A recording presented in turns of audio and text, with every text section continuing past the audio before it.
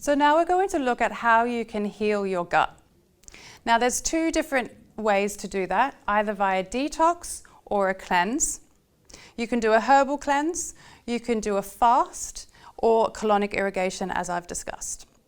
Now including prebiotic and probiotic foods in your diet, such as artichokes, onions, raw garlic, leeks, asparagus, dandelion greens, all the fermented foods which contain all of the healthy bacteria, probiotic foods, so sauerkraut, kimchi, kefir, kombucha and cultured yogurt. They're all of the really healthy prebiotic and probiotic foods that we need to include in our diet.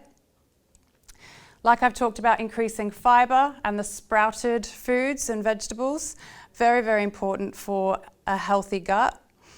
And eating bitter foods. So actually our taste buds have the ability to taste bitter, and that actual taste lands up letting our body know that there is something healthy for our digestive system coming. And so it actually wakes up our liver and actually livens it up. So the more bitter foods that you do eat, actually you are helping your digestive system become more awake and more alive, and it knows that it's getting some of the good stuff that will help produce more digestive enzymes and more bile production. So by eating bitter foods, we actually improve our digestion. Now some of the examples here, dandelion root, you can buy that as a dried powder and have that as a replacement for coffee or tea. Radishes, artichokes and bitter greens such as rocket is a great bitter food.